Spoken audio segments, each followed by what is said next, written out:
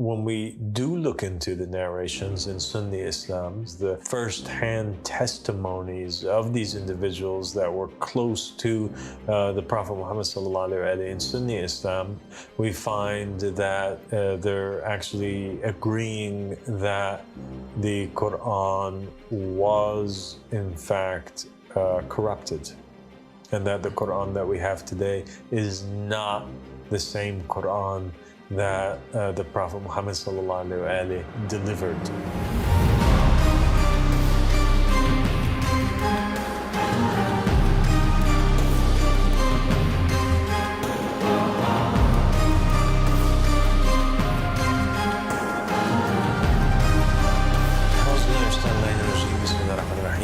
اللهم صل على محمد وآل محمد الأم المهديين وسلم تسليما. السلام عليكم ورحمة الله وبركاته. وعليكم السلام ورحمة الله وبركاته.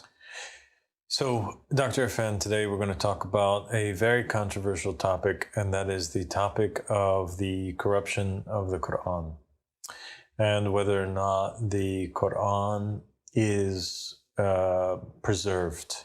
And it is a very touchy topic, and it's a touchy topic because the general belief that most Muslims around the world hold, whether they're Sunni or they're Shia, is that Allah subhanahu wa ta'ala sent the final messenger, Muhammad sallallahu alayhi. Muhammad was given the Quran. The Quran is the final revelation of God. There's no more books or revelations that are coming after that. And so for that reason, it has to endure the test of time and remain preserved. And there are verses in the Quran, like, verily we are the ones who brought down the remembrance, and verily we are protectors or guardians of it. These verses are understood by the Muslims to be a divine promise from God that He will guard the Quran so that it can never be tainted or go away, unlike some of the other books that have been given to previous prophets and messengers, such as the Torah or the Injil, the Gospels, that were each and every one of them corrupted by the hands of man after the passing of the prophets and the messengers. This belief that books that were given to prophets and messengers were corrupted after the prophets and messengers by the followers of those religions or by enemies that had infiltrated those religions is the main reason why Muslims reject the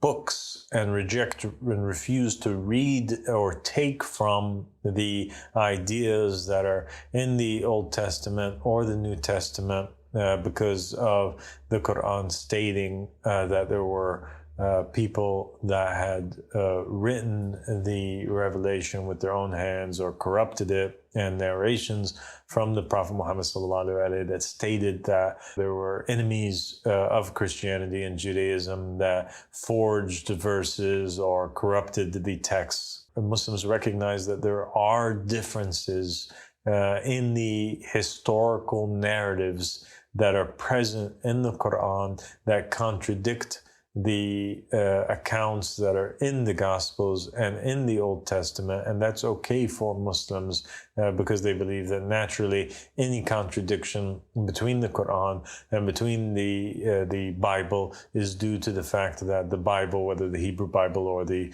New Testament, was corrupted by people.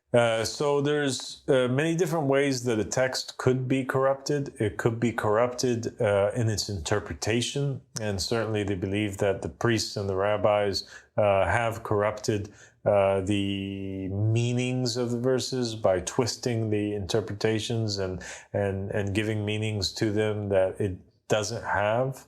And they also believe that there were verses in these texts that were taken out or added into it. So just, sections or books that were altogether made up, or verses that were made up and placed in there in order to, for example, make it out to be that Jesus was crucified, or that He died for the sins of humanity, or that He is the Son of God. And Christians and Muslims, they debate a lot surrounding this. And Christians also attack Muslims by trying to find contradictions or mistakes in the Quran, or make the case that the Quran also is corrupted, and it's not a real divine book, or it has in there mistakes. Yes, this topic is indeed controversial, and growing up you learn straight off the bat that the Quran is the holy preserved word of God, and every single letter is exactly as it descended on the Prophet in his heart through the angel Gabriel. And this is not to be questioned in any way, shape or form, and it is because God himself is the guardian, because it says so in the Quran that God is the guardian over this book. So now we need to look at what the books of the Muslims state about this topic, to see whether or not what the Muslims believe is true or not true. And when we do look into the narrations in Sunni Islam and the hadiths that are the sayings and the statements that were made by the companions, the first-hand testimonies of these individuals that were close to the Prophet Muhammad sallallahu alaihi wasallam in Sunni Islam, we find that they're actually agreeing that the Quran was in fact corrupted, and that the Quran that we have today is not the same Quran that the Prophet Muhammad sallallahu alaihi wasallam delivered, and that there are things that are missing from it. And we have narrations that are in the Sahih books, in Sahih Muslim and other Sahih books of the Sunni Muslims, that state basically that there were verses. For example, Aisha talks about a verse from the Quran that used to be a part of the Quran that came down on the Prophet Muhammad but is no longer there, and that it was a verse that was pertaining to the breastfeeding of adults, and this one she had it written on a piece of paper, and it was eaten by a goat. Because she had hid it underneath her bed, and a goat came across it and ate it. And so therefore there were verses, Aisha says, that are missing from the Quran. Mm-hmm. This is her testimony. That's a huge testimony. And she says also pertaining to stoning, and that's something which Umar ibn Khattab himself, the second caliph of the Muslims, the second of the so-called rightly guided caliphs for Sunni Islam, and they believe that these guys were, Abu Bakr, Umar, Uthman, and Ali, that they had divine enforcement, and therefore, they didn't make mistakes. And Umar also states that, that there were verses that he remembers from the time of the Prophet Muhammad, a verse that had to do in particular with stoning, and that this verse is no longer there, and that if it was there, then he would have surely implemented stoning as a capital punishment. So this is huge, because you have these two individuals that are really close to the Prophet. One of them is the close companion, and the other one, which is the Prophet's wife, and both of them are testifying to this fact. And it's in the Sahih, Sunni book of narrations. Abdullah ibn Abbas reported that Umar bin Khattab sat on the pulpit of Allah's Messenger and said, "Verily, Allah sent Muhammad, peace be upon him, with the truth, and he sent down the book upon him, and the verse of stoning was included in what was sent down to him. We recited it, retained it in our memory, and understood it. Allah's Messenger, peace be upon him, awarded the punishment of stoning to death to the married adulterer and adulteress. And after him, we also awarded the punishment of stoning. I am afraid that with the lapse of time, the people may forget it and may say, we do not find the punishment of stoning in the book of Allah, and thus go astray by abandoning this duty prescribed by Allah. Stoning is a duty laid down in Allah's book for married men and women who commit adultery when proof is established, or if there is pregnancy or a confession. It was narrated that Aisha said, no doubt, the verse of stoning and the breastfeeding of adults by 10 sucklings was revealed, and it was on a paper below my bedding. When the Prophet, peace be upon him, died, and we were busy, a goat entered and ate it. Then you have companions of the Prophet that were narrators, reciters, memorizers of the Quran, and they testify that there were complete surahs that are missing, or there are surahs in the Quran that were 2 to 3 times larger, but it didn't make it into the Quran, and they specifically recite in writing, it's written, verses that they remember from these missing parts. And one of them that's mentioned is a verse that states that nothing fills the belly of the Son of Man except for dust. And so this verse is not currently in the Quran, but the companions of the Prophet are swearing that it used to be, it was a verse that they would recite with the Prophet, and that the Prophet would recite, and it's one of those verses that existed in his time. And so the Muslim history preserves and narrates the fact that the Quran during the time of the Prophet Muhammad was not compiled by him. It was basically the Prophet was reciting, and he had scribes, and the scribes preserved in writing the different surahs and the different verses, but they were not compiled together. So there maybe one scribe wrote 10 verses from Surah Al-Baqarah, and another scribe wrote 20, and another one wrote 30, and it was only after the death of the Prophet Muhammad that the companions got together and they said, hey, we need to do something in order to, compile this book together. And so they called forward all of the Muslims, and they had everybody who had written down a surah from the Quran or anything from the Quran, they made them bring that forward, and then they together decided on the arrangement in what is known now as the Osmani version of the Quran that was compiled finally in the time of Uthman ibn Affan, 12 years after the Prophet's death. And in it, the Muslims arranged the surahs and arranged the verses that are in the surahs according to how they best remembered the Prophet having recited them. Wow.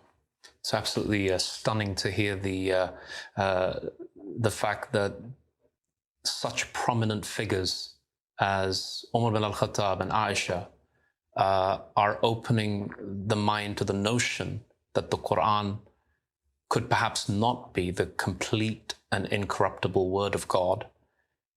I mean, that certainly opens the door when they're saying that we remember there were verses such as the ones you mentioned that were part of the original revelation, and now they're not. And Umar bin al-Khattab saying that he wished that he could put this into practice because then it would be in the Quran. So this is absolutely amazing to hear. And I think a lot of Sunni audience will hear it and be shocked, but yet they say that Umar bin al-Khattab is a second rightly guided caliph, and he is saying these words. Yes, he is. And shocked or not shocked, this is what's in their books. Right. So what shall we do? It's not stuff that we're making up. So you have that, and then you have in Shia Islam narrations from the household of the Prophet Muhammad that are validating what is in the Sunni books. And they state basically that after the death of the Prophet Muhammad, peace and blessings be upon him and his family, the Prophet had given before he died the task to Imam Ali alayhi salam to preserve the Quran and to compile it and to write a version of the Quran that was perfect and free from any corruption. And that Ali ibn Abi Talib had with him every single verse of the Quran that was reviewed by the Prophet Muhammad before his passing. And so for the 6 months after his death, it states, the narration state that Imam Ali stayed in his house, and during the time that he stayed in his house, he compiled that Quran in its perfect form, and that it was much bigger than the version that the general Muslim population had. And when he was completed with it, and so it had all the verses, all the surahs, and it had in there the interpretation of the verses in the surahs. Imam Ali took that book and he presented it to the Abu Bakr and Umar, and they refused to take it, and they said, no, what we have is enough, and they proceeded to compile their own version. And so Imam Ali, who was extremely offended and perceived this to be an act of disbelief, really, he tells them that, okay, you nation that has turned its back after the passing of the Prophet, this version of the Quran, by Allah, you will never then see again until it is brought forward by the Qa'im, by the Mahdi. So this notion is present in many of the Shia narrations, that there is another version of the Quran, and that the companions did compile one, but the one that they compiled was incomplete and full of verses that were mismatched and misplaced, and it has corruptions in it, and recitations even that were wrong, or words in there that were perhaps pronounced wrong, or even that weren't even there on the tongue of the Prophet Muhammad. And this other version of the Quran that Imam Ali had is the fulfillment of the promise of God that he would preserve the Quran, but he preserves it through a divine imam in every day and age. So the idea that the Shia have is that religion is preserved, but through a man, and that the man has the true Quran, and that man was Imam Ali ibn Abi Talib alayhi salam, and then the Quran went to his son Imam al-Hasan, and then it was with Imam al-Hussein, and all the way passed from one imam to one imam until this current day and age, where the Qa'im will bring it forward, and his companions will even teach, according to one narration, in Al-Kufa,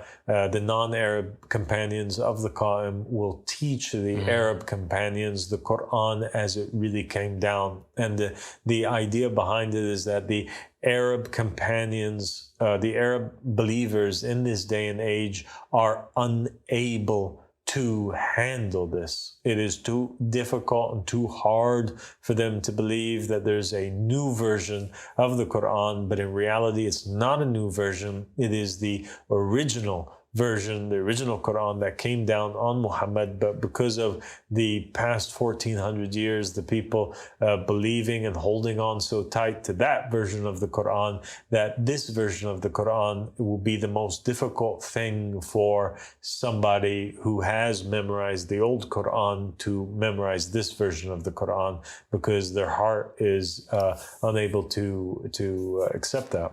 And that's why the hadiths of the Ahlul Bayt alayhim salam have also stated that the Qa'im comes with a new matter and a new book, and he returns Islam back to its original form. So we have now Sunni Islam and Shia Islam both verifying this idea or notion that the current Quran that the people have is not free of corruption, but that there is this Quran that, in the case of Sunni Islam, existed in the time of the Prophet, but no longer does now, because the people forgot those verses. And in Shia Islam, no, that original version of the Quran still exists today, but it only exists with the household of the Prophet Muhammad sallallahu alaihi wasallam. And so now we have to examine these statements and see what it is that we should believe. Should we believe the hadiths from Sunni and Shia Islam and the eyewitness testimonies of the companions of the Prophet and the family of the Prophet and the people that were living with him at that time? Or should we believe the scholars that were born and came 1,400 years after the Prophet that are telling us that the Quran is free of any sort of corruption? Right. Yeah, no, it's interesting to hear the Shia version of events closely parallel what the Sunnis believe, and the matter is such that it's a heavy matter, it's a dangerous topic to discuss, and that's why you don't hear it first off that the Shia also believe that, they clearly do mention that the Imam Ali had another version of the Quran, but when you initially talk to them, they're kind of guarded about this issue, but it says very clearly that the Imam Ali has the true version of the Quran, and it was preserved in the line of the Imams from the family of the Prophet. Yeah, and it's not just Shia, Shia people that, and by the way, most of the Shia people, they believe that there's only one Quran, and it's the Quran that's here, just like the majority of the Sunni population. It's just those who are learned, those who know the narrations, they believe that, no, this Quran is not the true Quran. The true one's with Imam Ali. And also learned scholars of Sunni Islam, although few, they do also believe and would validate what I'm saying. And anybody could validate what I'm saying by just going to the Sahih Hadith. But you have these other scholars that have kind of, they just disregard this notion and they continue to claim that there's only one copy of the Quran. So now what we have to do is, I think we have to do a little bit of experimentation and research for our own selves, and in order to prove to the viewers that what the companions and what the family of the Prophet was saying was true. We're going to turn their attention to the screens now, where we're going to be placing on the screens side by side these two different versions of the Quran that you can find being sold until this very day in the Muslim countries, and you can order it. Anybody can order these versions of the Quran online. So there's a version of the Quran that is by Hafs, and there's a version of the Quran that's by Versh. And these two versions of the Quran, when you put them side by side, you will see that there are stunning differences in the verses, in not just one location, but in many locations, and in the letters. And there's even words such as "and" that are missing from one version to another. And there's even a particular verse that is, very much different than the one that's in the other one. And so what are these versions of Hafs and Warsh? Basically, in the time of the Prophet, in the narrations, it states that there were several different ways that the Prophet, when he was reciting the Quran, that he would recite it. So sometimes he would pronounce the words in a certain way, and in other instances, he would pronounce them in a different way. And these became known as the different readings of the Quran.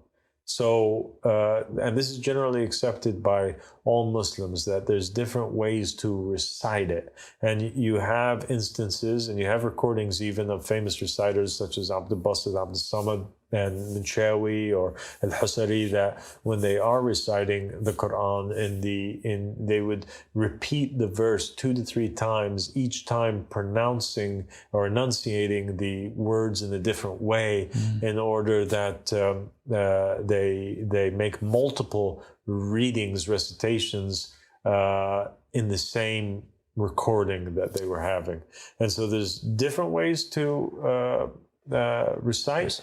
But what most people don't know is that there was actually writings and versions of the Quran that were also different. And so these famous reciters of the Quran, Hafs and Warsh, they each one of them, there was a Quran that was written according to their recitation, and in one person's recitation to the other, words would have a different meaning, or there would be missing letters or differences in the writings itself. Yeah, so that's quite shocking, I think, to most Muslims. And now we've proven that this idea that there is only one version of the Quran that's available in the world that is the same. It's just one uniform text that down to every single fatha, damma, kasra, every single letter, every single hamza, that it is the same. It's not. Now we have multiple versions of the Quran that you can have access to even today, which further proves the claims and the case that the companions were making, that there is things that are missing from the Quran. Because if it was from God, it would be only one. But because there's multiple versions, so one of the versions there has to be a human influence at the very least. Yes, fascinating. And Eba Sadık, you spoke about the Abu Bakr and Umar, and I think if we just go a little bit forward, the Sunni kind of books of history record this event with Uthman bin Affan, as he noticed the Islamic empire growing and new converts from different nations going. There was a concerted effort by him to try and have one uniform version of the Quran, which he had written by certain scribes and then disseminated to Damascus, Kufa, and Basra. And the idea was that you would get all of these alternate versions and burn them, so that they would be in the name of not having confusion and to have unity. And actually, they also document that, particularly in Kufa, people were reluctant and resisting this move to burn the alternate versions of the Quran. So even history kind of documents this, what you're saying. And I think anybody who has time can look this up very easily. It's not something that's contested by the Sunnis. There are people that have pointed out that in the Quran there are huge mistakes and contradictions. And the enemies of Islam, or the people that are trying to debunk Islam as a religion altogether, will use these historical inaccuracies or fallacies as proof that the Quran is not from Allah subhanahu wa ta'ala. And the response would always be from the Muslims that it's your books that are corrupt, the Gospels and the Torah, and for that reason, you're seeing inconsistencies or historical inaccuracies. It's from you guys. It's not from us. But if we take seriously the narrations that are present in Sunni Islam and Shia Islam, and we assume that, okay, well, these companions, they compiled the Quran in a way after the Prophet died that they themselves were even unsure of, and they themselves are claiming that there was things that were missing from, then we have to consider that maybe if their words are true, then the historical inaccuracies, the fault is the fault of the Quran, that the Quran actually is the one that has historical inaccuracies in it due to their compilation of the Quran, not because Islam is not from God, and also not because it is necessarily fixing something that was wrong in the Torah or in the Gospels. And so some of these examples of the contradictions or historical inaccuracies is the story of Gideon and Saul in the Quran. So in the Old Testament, there is the story of a king who is named Saul, and he's living in the time of Samuel. And this is in the time of King David, and they're all existing at the same time period. And the Israelites had went to this prophet, and they asked him to have God appoint over them a king. And so he appoints for them Saul, and Saul was taller than the rest of the Israelites, and he was such a good-looking individual. the Old Testament says, and very smart. Okay? All right. And then over here in the Quran, you have a story about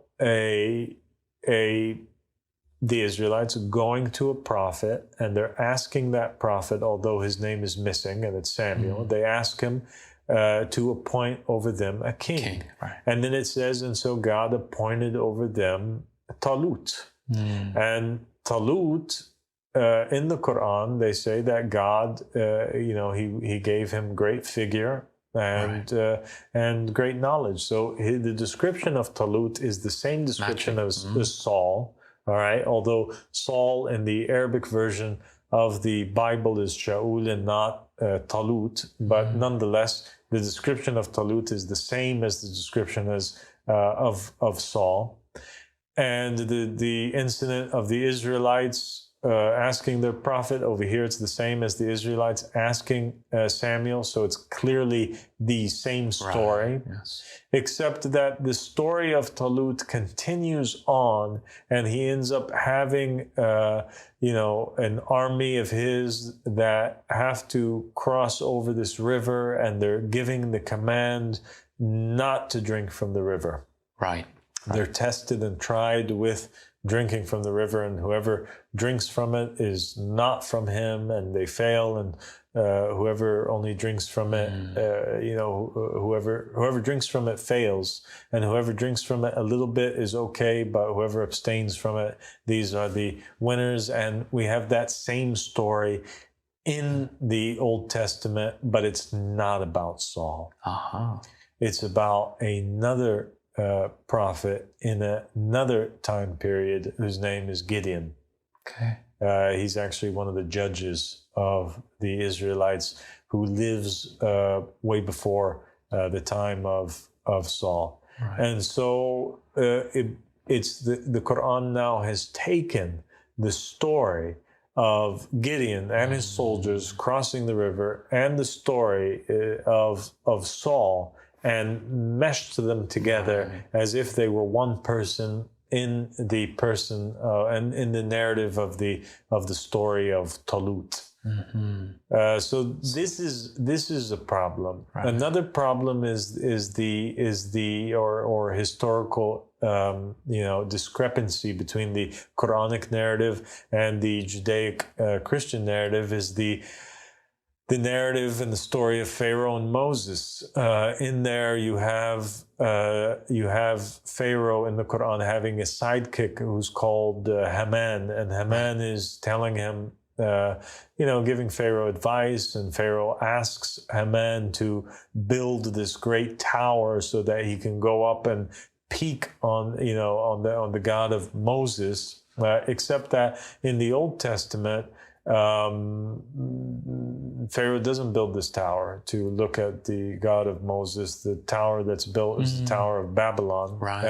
And Pharaoh in the Old Testament doesn't have a sidekick called Haman. Haman is a different character that appears in a different time period in a different country in the Old Testament. So Haman is in the Old Testament, but he's existing somewhere else. So the name Haman is there. He's there, but he's just a totally different character in a different story that has to do with different people in a different country, speaking a different language than what's taking place with Pharaoh in the time of Moses in Egypt.